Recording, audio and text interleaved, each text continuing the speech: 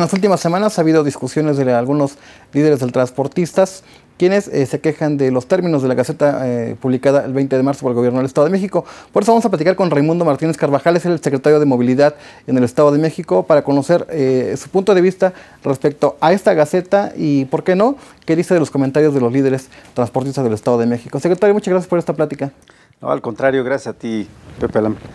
Seguramente he escuchado los comentarios de algunos transportistas que dicen no haber sido tomados en cuenta, que no se consensó esta Gaceta, pero usted tiene su mejor punto de vista. Mira, la realidad de las cosas es que llevamos un proceso largo de diálogo y conversación con los transportistas.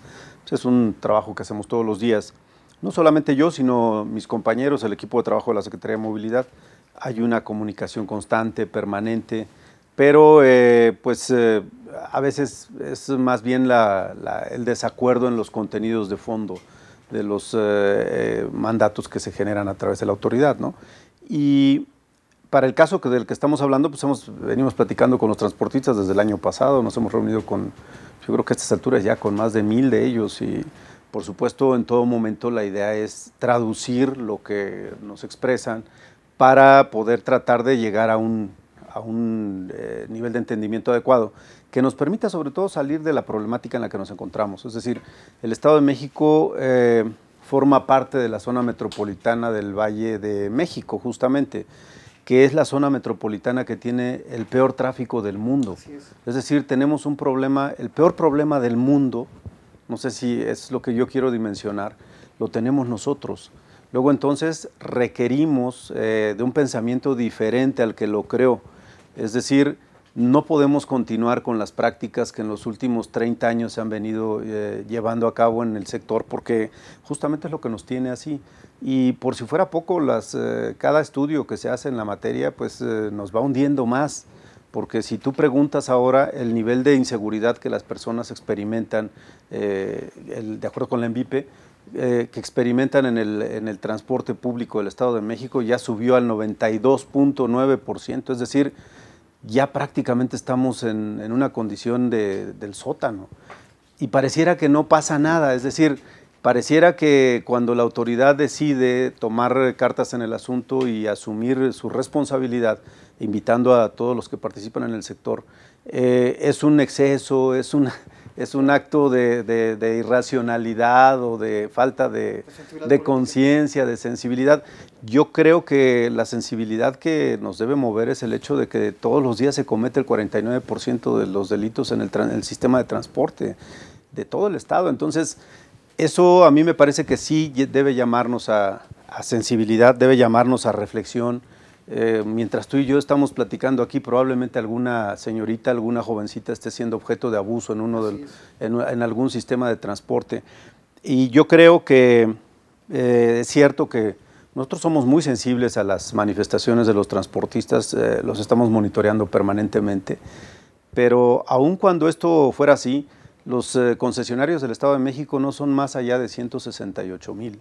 Si aún todos estuvieran en desacuerdo, aún así la autoridad tiene un mandato superior, que el mandato superior es: no podemos seguir sacrificando a 17 millones de mexiquenses en aras de una manera de ver las cosas anterior, ¿no? Uno de los compromisos del gobernador Alfredo del Mazo Maza en su campaña fue precisamente hacer el transporte seguro, que la ciudadanía pueda hacer sus trayectos, comunicarse de manera tranquila, sin el riesgo de que vayan a ser asaltados o que las mujeres puedan ser molestadas.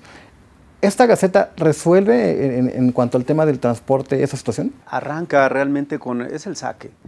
Yo primero lo que quisiera decirte es que la postura de la autoridad no es una postura rígida, ni mucho menos. La verdad es que nosotros nunca nos hemos negado a platicar con los transportistas. Te decía, a estas alturas yo al menos me he entrevistado con no menos de 1000 de ellos, y mis compañeros con muchos más. Desde luego no hemos podido atender a todos porque, insisto, son por lo menos concesionarios 168,000. Es un número enorme. Y la Secretaría pues tiene un número limitado de servidores públicos que con todos los problemas que esto genera, hace el mayor de sus esfuerzos por tratar de estar cerca de los transportistas. Pero no es una actitud autoritaria la que tenemos. La verdad es que lo que queremos nosotros es dar los primeros pasos para que precisamente nos encaminemos hacia un sistema de transporte integrado que le garantice precisamente al usuario seguridad en principio, un costo correcto y condiciones de traslado también cómodas. Eso es algo que lamentablemente no estamos logrando ahorita con los sistemas de transporte que tenemos. ¿Por qué? Porque primero, el crecimiento de la población en el Estado de México es muy acelerado. Si haces cuentas de 2011 a esta fecha, éramos 11 millones de habitantes en 2011, para 2018 somos más de 17 millones, es un crecimiento realmente impresionante. Eso digamos que echa abajo cualquier tipo de planeación que se tenga en la materia.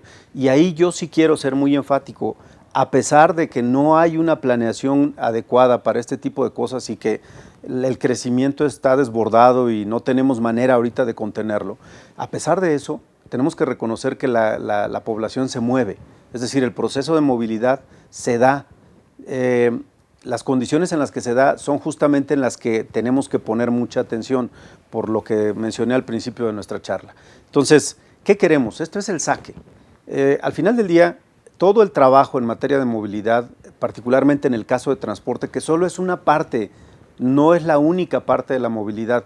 La movilidad en estricto sentido, sí, estamos hablando de cambiar el enfoque que tenemos. El enfoque de movilidad es un enfoque mucho más amplio, que además pone de revés todo lo que hasta ahora hemos venido conociendo en materia de urbanismo, en materia de planeación, y nos dice que ahora tenemos que ponderar mucho, más que el vehículo que ha sido la política pública de moda en los últimos 90 años, más que ponderar al vehículo como el mecanismo de movilidad por excelencia, que a propósito de él pues, se hicieron vialidades, segundos pisos, anillos periféricos, etcétera, etcétera, etcétera. Todo en aras de darle paso al vehículo, pero como tú lo sabes, toda vialidad que sea aperturada invariablemente será saturada. Esa es una ley. Ahora, el enfoque de movilidad tiene un cambio radical porque lo que empieza por ponderar es justamente la jerarquía de la movilidad. Es decir, comenzamos con ponderar la caminata, luego el traslado a través de bicicleta, y todo esto va acompañado de la construcción de políticas públicas que deben de ir respaldadas por presupuesto, cosa que hasta ahorita no sucede. Sí. No tenemos andadores, corredores, nos es muy complicado pensar en centros de ciudades que sean únicamente peatonales. El comercio se irrita mucho con este tipo de cosas. Sin embargo, en el resto del mundo están sucediendo muchas cosas en ese sentido. Luego, en tercer lugar, entra precisamente el transporte público, pero esa es la característica principal, un transporte público integrado con base en la definición de una política que pondere el transporte público urbano masivo, colectivo masivo, y en base a ese las rutas alimentadoras del resto de los subsistemas de transporte que vayan orientadas a ese fin. ¿Por qué? Porque la idea es desestimar precisamente el uso del automóvil, y esa es la parte en la que tenemos que poner mucha atención. Luego ya en cuarto lugar viene la regularización del transporte de carga, que como sabes ahorita a toda hora entran por todas partes, como sea, no hay orden. Y solo en último lugar ya darle cabida al automóvil privado. Es decir, esa es la jerarquía de la movilidad y ese es el enfoque. ¿Qué estamos haciendo ahorita? Nos estamos concentrando en la parte del tercer nivel de la jerarquía, o sea, el transporte público. ¿Por qué empezamos por el transporte público? Porque está en la obligación y en el círculo de responsabilidad del Estado.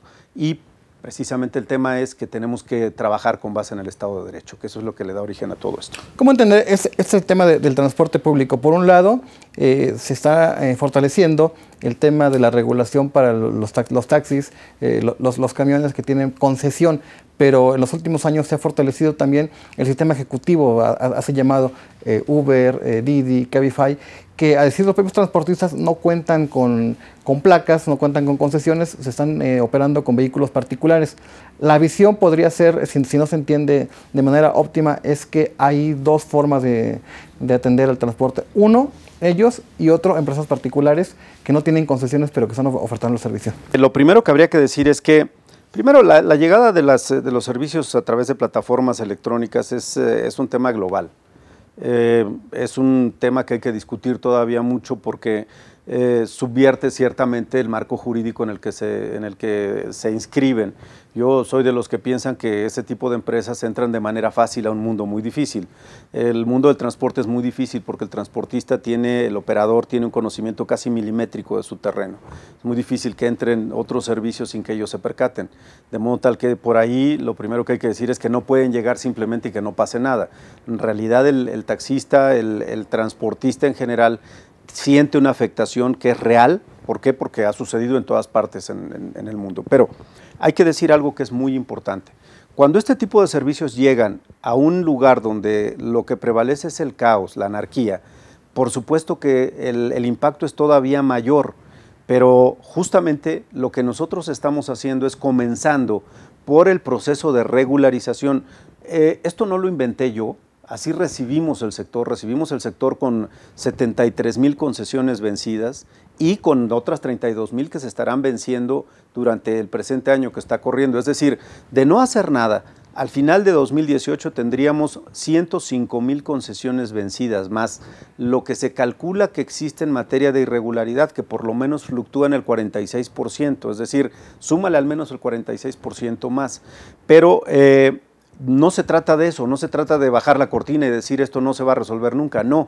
Lo que nosotros estamos planteando es decía yo hace rato, es el saque, porque lo que queremos es ir gradualmente, primero dándole oportunidad a quienes tienen algún tipo de derecho en la materia, que han estado, digamos, prestando el servicio de alguna manera, de que se incorporen regularmente a la prestación del mismo.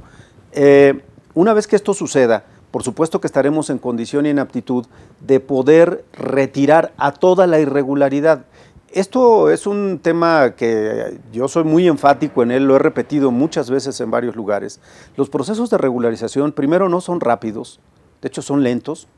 Segundo, no son fáciles, de hecho son muy complejos. Y tercero, no son sutiles, de hecho son realmente muy invasivos.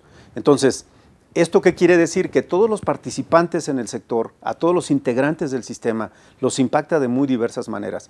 Eso aunado a la llegada de las tecnologías y de las nuevas maneras de hacer las cosas, por supuesto que sí nos está anunciando una transformación radical del sistema, pero ojo, este sistema no es un sistema aislado, este es un sistema que tiene que ver con la productividad, es decir, incide directamente en el sistema económico. ¿Cómo? Los estudios que se han hecho y los resultados de los trabajos de regularización y ordenamiento que se han hecho en otras partes del mundo y en los mismos estados de la República nos arrojan varias cosas. Primero, el primer tema es que se reduce drásticamente, cuando se regulariza y se ordena, se reduce en un 30% el nivel de criminalidad. Esto es un tema muy relevante. Segundo, el otro tema es se incrementa la productividad en al menos un 50%, pero no solo eso, tiene impactos con el tema de elevar el nivel de bienestar de la sociedad. Es decir, ¿cómo se eleva eso? Bueno, si tú lo ves ahorita, el ejemplo clásico lo podríamos tener en el tren interurbano México-Toluca. Ahorita cualquiera que viaja de la ciudad de Toluca a la Ciudad de México y viceversa, por lo menos invierte 5 horas de su tiempo al día. Eso hace de verdad eso es muy costoso en términos de vida humana. Y si a esto tú dices, bueno, introduces un sistema masivo de transporte como el interurbano, ¿qué vas a lograr? Trasladar a esas personas en 36 minutos. Realmente su tiempo de inversión en el traslado hacia el trabajo, en lugar de ir como ahorita demuestran los últimos estudios que se incrementó en un 77% la inversión en el tiempo de la casa a la oficina o de la casa al trabajo, en lugar de eso se reduce y en consecuencia los costos bajan, pero además las personas tienen más tiempo para pasar con su familia, para prepararse. La productividad se ve muy seriamente impactada positivamente, no como sucede ahorita. Y nada más termino la idea. ¿Qué pasa con el tema de Uber entonces? Si nosotros tuviéramos un sistema ordenado, integrado, perfectamente estructurado, ¿qué pasaría? Pues estaríamos contando con las herramientas tecnológicas que te permitan competir en condiciones de igualdad. No es el primer lugar donde esto sucede. En España sucedió lo mismo, en Londres sucedió lo mismo, en Estados Unidos está pasando lo mismo, pero ahí te va. Por ejemplo, en Nueva York, la llegada de Uber, digamos que impactó de tal manera el sistema que realmente los taxistas no pudieron defenderse de ese esquema y aún no lo han podido hacer. Sin embargo, el caso de Madrid es algo completamente diferente. Organizados los taxistas, bien estructurados, bien planteadas las cosas, bueno, tienen elementos tecnológicos que compiten ampliamente con todo este tipo de cosas y finalmente termina saliendo Uber de ahí. Ese es un tema que hay que tener claro. Para que podamos competir, para que podamos estar en condiciones de garantizar seguridad, confort, precio adecuado, etcétera, necesitamos estar primero perfectamente regulares y después perfectamente ordenados. Es un paso, son dos pasos largos, son dos pasos muy importantes que por lo pronto lo que nos tienen que llevar es hacer una serie de cosas que van implicadas, digamos, en todo el proceso. Por ejemplo, el tema de contar con un servicio, con un registro público de transporte confiable. Eso es un proceso que estamos trabajando ya y que muy pronto tendremos resultados en la materia para poder salir de dudas. Por ejemplo, tú decías en un artículo que publicaste recientemente que 100,000 transportistas se inconforman con la idea. Realmente es un número que pues ni tú ni yo lo podemos garantizar. ¿Por qué? Porque justamente a sabiendas de que los números están suben y bajan y como de acuerdo a quien los quiera manejar, pues realmente no hay certeza. Cuando comparamos los números dependiendo de quién provienen, pues tú revisas lo que tienes en el registro público y te das cuenta que no concuerdan en absoluto. Entonces hay de dos, o los números que nosotros tenemos se quedan muy cortitos o realmente tenemos un problema de irregularidad muy severo afuera. En esa circunstancia, en esa realidad, ya no se puede hablar entonces de ilegalidad, de irregularidad, porque anteriormente pensábamos que aquellos taxis que no tenían concesión o aquellos taxis que no tenían la cromática y que operaban pues, como coche particular eran ilegales o irregulares. Ahora operan pues, empresas que estamos platicando que no tienen concesiones, que son vehículos particulares, pero que pertenecen a una empresa pues, que viene de otro país. ¿Sigue existiendo la ilegalidad? Pues primero, la irregularidad, llamamos irregular a todo aquello que se encuentra fuera de norma, pero que en algún momento tuvo, digamos, elementos para poder operar. O sea, ¿quién se encuentra irregular? Aquel concesionario cuya concesión ya se venció o cuyo vehículo está fuera de norma, es decir, que tiene más de 10 años de vigencia en su vida útil. Esa es la irregularidad. La ilegalidad es la prestación del servicio sin ningún tipo de permiso, sin ningún tipo de nada. Ahora bien, Uber tiene un permiso que le otorga la Secretaría de Finanzas. Ese permiso le da absoluta legalidad. El único tema es que tiene condiciones completamente diferentes porque teóricamente debería atender un sector de la población al que no atienden el sector organizado de los taxistas o el sector concesionado del transporte en la modalidad de taxi. Esto, por supuesto que dicho así, pues suena muy bien, muy ordenado, pero cuando lo platicas y lo vives en la cotidianidad, te das cuenta que en el mismo lugar confluyen todos. Entonces, para poder tener una claridad respecto de qué servicio tiene que entrar a una ciudad para atender necesidades específicas, bueno, tendríamos que tener perfecto orden en el sistema y eso es lo que queremos. ¿Para qué? Para que entonces tengamos mucha claridad de qué sector es el que atiende Uber y qué sector es el que atiende el resto de la población. Ahora bien, yo creo que lo que nosotros estamos haciendo es trabajando para contar con todos los elementos tecnológicos que te permitan competir en condiciones de igualdad, pero justamente ese es el paso en el que nos encontramos. Primero, esto es así, no te pasas las luces de una calle cuando está en verde todo. Sí. Te pasas semáforo por semáforo, vas paso a paso, es decir, para recorrer 100 kilómetros comienzas con el primer paso. Y aquí el primer paso difícil, complejo, es el de la regularización. Estamos en medio de un proceso electoral y esto cree que ha complicado el tema de que se acepte o que se ponga ya en marcha esta Gaceta. Yo creo que siempre los procesos electorales tienden a hacernos muy sensibles y a tratar de vincular una cosa con otra. Yo soy de las personas que piensa que el sector del transporte no debe estar vinculado a la política porque realmente el sector transporte se debe regir por otro tipo de criterios que son básicamente técnicos, que se basan en la ingeniería del transporte, en los estudios origen-destino, en la ingeniería de tránsito, en la ingeniería en materia de vialidad, es decir, en estudios que derivan del conocimiento científico, no de las puntadas que se le ocurran a alguien que está en campaña, porque cuando tú estás en campaña, lo digo yo, soy diputado con licencia, entiendo perfectamente bien, he estado en campaña y me queda claro que cuando tú estás buscando el voto, pues realmente este tipo de condiciones no son las que te interesan tanto, pero hay algo, yo estoy seguro que representa una oportunidad espléndida el aprovechar este tiempo justamente para poder resolver un problema de fondo, porque es un problema de fondo que no nos va a llevar poco tiempo, nos va a llevar mucho tiempo. Sin embargo, cada vez que nosotros aplazamos una política pública de las características de las que estamos hablando, lo único que estamos haciendo es postergando la solución de un tema que es fundamental. El Estado de Derecho tiene como propósito fundamental cuidar la vida de los seres humanos. Y eso es lo que no estamos logrando garantizar ahorita en el sistema como lo tenemos. Usted es un político de larga trayectoria en el Estado de México, seguramente entiende que diversos secretarios ponen en marcha los reglamentos del transporte, más regulaciones en el tema de los taxis, en el tema de los autobuses, sobre todo si hablamos del Valle de México, de la zona oriente, que pareciera que la problemática es mayor que en el Valle de Toluca. ¿Cuándo podremos aspirar los mexicanos a tener el transporte que merecemos? No va a ser rápido, no va a ser fácil porque lo estamos viendo ahorita.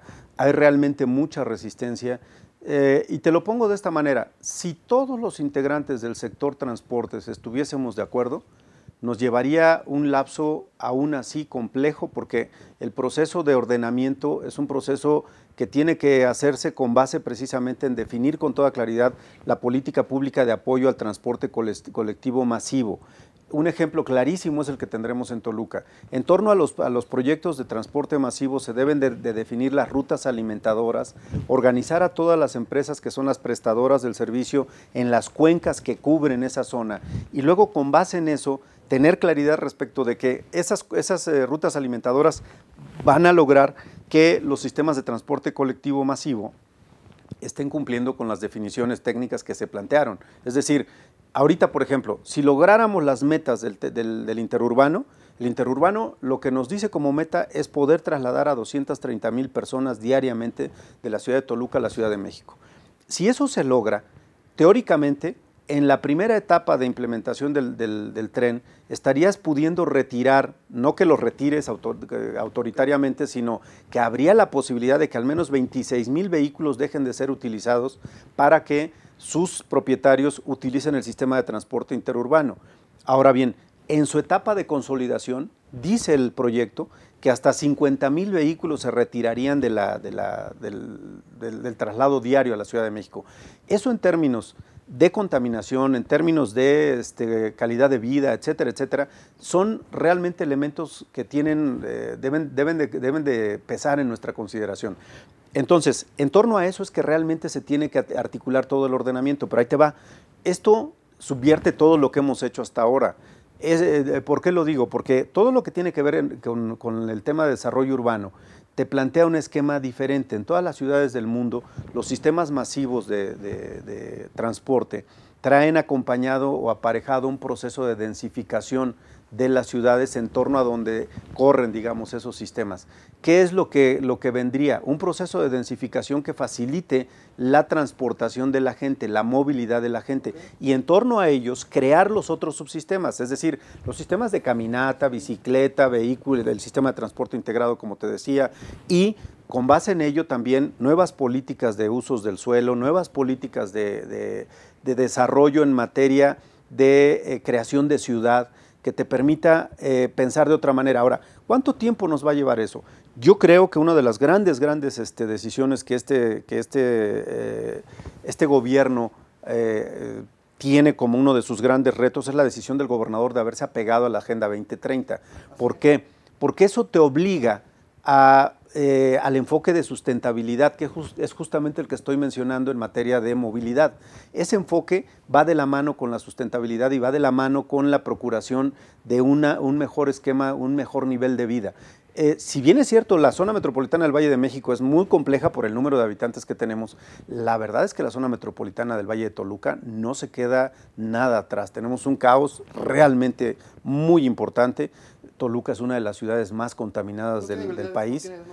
No está diseñada para lo que debería ser, pero justamente de lo que se trata es que la llegada de una decisión tan importante como el interurbano te va a cambiar radicalmente la forma de ver las cosas. Ya de entrada viene acompañado de 3 sistemas de BRT, de 4 sistemas de BRT, que van a generar precisamente un ordenamiento obligado del transporte y que te va a permitir retirar algunos sistemas de transporte, ponderar otros más, pero te va a permitir cambiar las cifras. Por ejemplo, ahorita, el último estudio en materia de movilidad, ¿qué dice? Dice claramente cómo nos estamos moviendo en la ciudad, en la zona metropolitana del Valle de Toluca. El 28% de los viajes que se hacen en materia de transporte colectivo o de transporte público se hacen a través de los autobuses y trasladan al 70% de las personas. Solo el 70% de los viajes que se hacen en materia de transporte público, contrariamente, se hacen en taxi y solo se traslada al 8.9% de la población. Es decir, tenemos una saturación, pero ojo, el transporte público representa solamente el 30% del total de vehículos que se encuentran en las vialidades. ¿Qué quiere decir esto? Quiere decir que el 70% de vehículos son particulares y esos vehículos solamente transportan al 30% de la población, es decir, el otro 70% se transporta en el 30% que es el transporte público. Esto te da la dimensión. ¿En dónde tenemos que invertir más? En los sistemas de transporte masivo, porque son, como lo decía con el caso de los autobuses, el 28% te traslada al 70% del 70% que se traslada en transporte público. Esto, a mí, al menos en términos de política pública, me queda muy claro.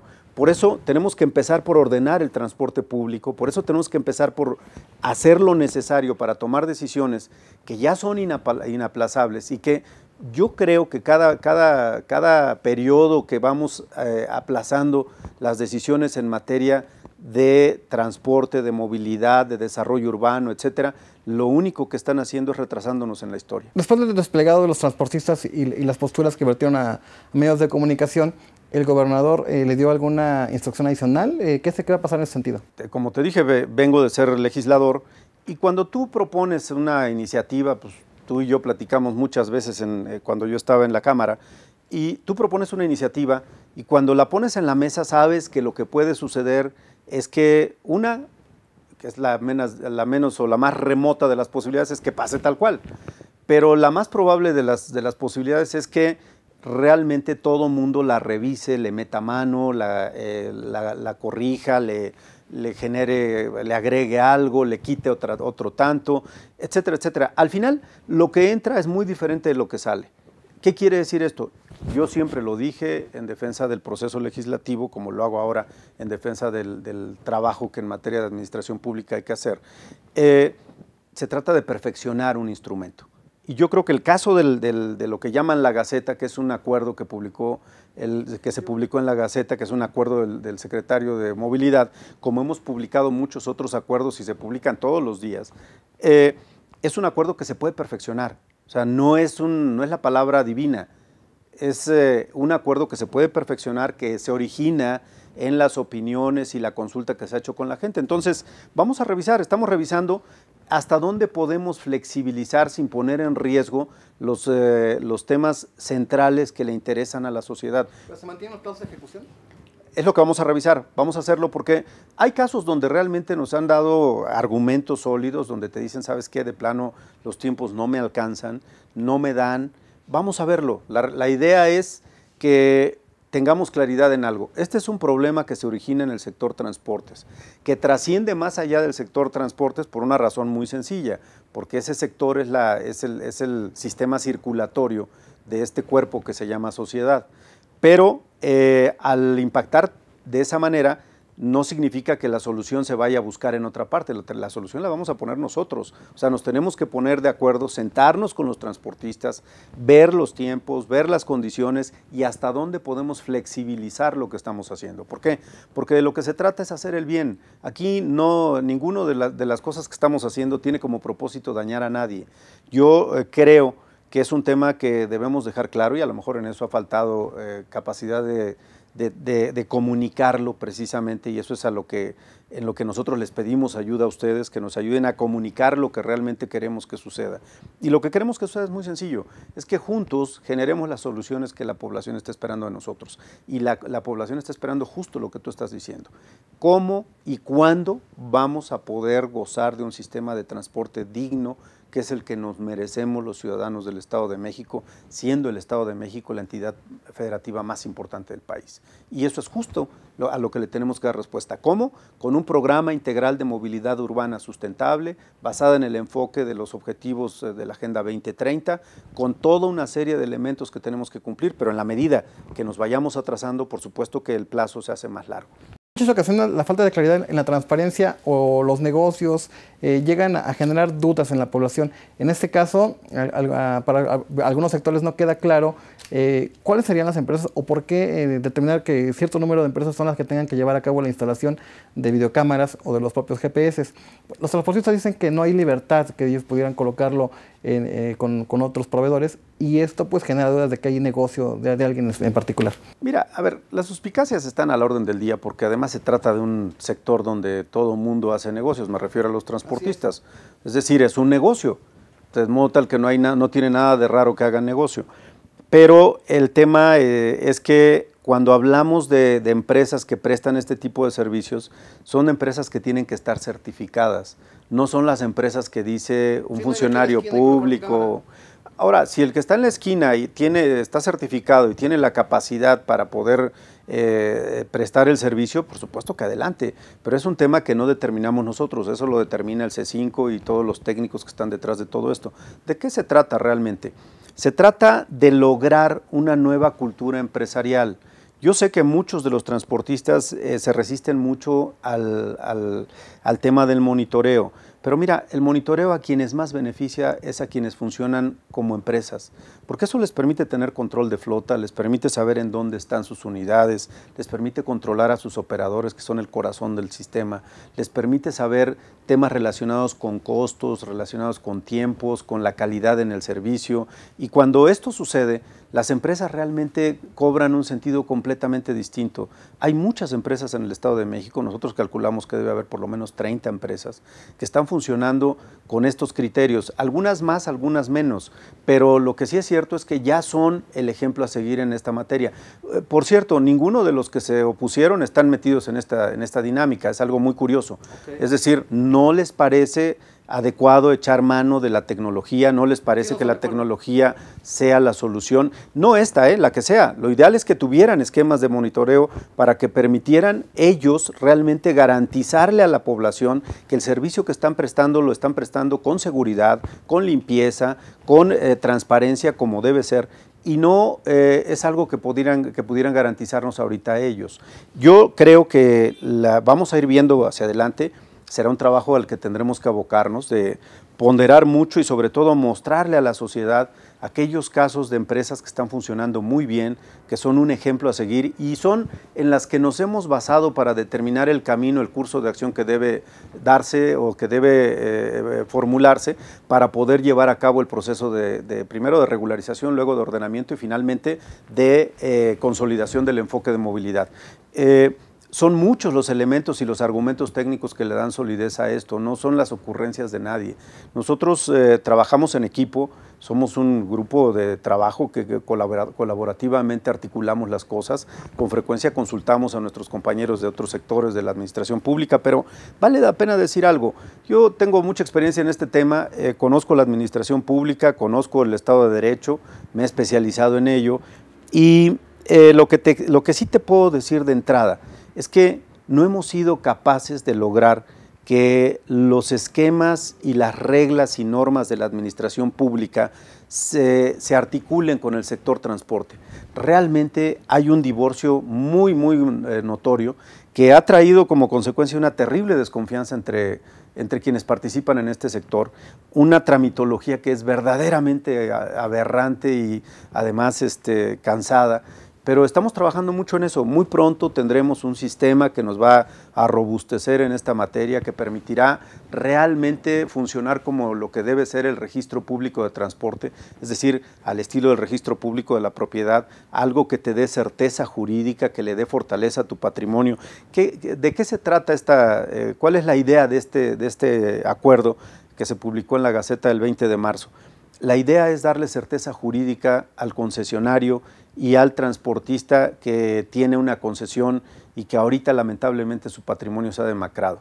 Yo ponía hace rato el ejemplo de España y les decía que en España cuando tú eres concesionario y recibes una concesión pagas 40,000 euros, pero simplemente al salir una vez que recibes la autorización y sales a la calle, tu concesión vale 140,000 euros. Es decir, es un patrimonio que le puedes heredar a tus hijos, aun cuando seas solamente posesionario de una concesión. Lo mismo pasa aquí. Ahorita si tú revisas este tema, hace muchos años los concesionarios eran personas que tenían un patrimonio que podían heredarle a sus hijos. Ahorita realmente eso no ha sucedido. Yo te aseguro que en el momento que nosotros logremos la regularización, que retiremos a todos los irregulares, que retiremos a todos los ilegales, lo primero que va a suceder es que el patrimonio vía concesiones que tienen ahorita los permisionarios, se va a repuntar realmente en cantidades importantes. Yo calculo, de verdad, una vez que esté limpio el sistema, vamos a tener otra vez las concesiones de transporte de taxis, por ejemplo, que volverán a valer, no sé, los 200,000, 250,000 pesos. Tú dime si esto no tiene sentido para todos. Claro, yo sé que hay liderazgos que prefieren mantener las cosas como están, porque, pues bueno, es un negocio o un modelo de negocios que ha funcionado en las reglas que ahorita imperan, pero esas reglas van a cambiar, y van a cambiar porque no hay alternativa. Tenemos que regularizar, tenemos que ordenar y tenemos que implementar el enfoque de movilidad. No es que lo diga yo puedo estar ahorita o no estar mañana, sí, pero quien estuviera, sea yo quien sea, que es lo mismo, tiene que implementar el enfoque de movilidad. Lo dice la Agenda 2030, no lo digo yo. Es una corriente, una tendencia mundial y no son ocurrencias solo del secretario, que es un ocupante transitorio de un espacio de autoridad. Secretario, para concluir esta charla que le agradecemos, en 4 meses el gobernador Alfredo del Mazo cumplirá 1 año al frente del Estado de México. En movilidad, ¿cuál sería el principal logro o cuáles serían los principales logros si así los considera? Bueno, lo primero que hemos estado haciendo es dejar muy claro que estamos trabajando en un proceso que tiene como propósito generar justamente la regularización. Ese es un tema central, es decir, dejar conciencia clara de que trabajando en equipo vamos a poder tener un proceso de regularización en marcha. Nos va a llevar tiempo, no sé si para dentro de 4 meses estuviéramos en condiciones ya de hablar de un avance, seguramente sí.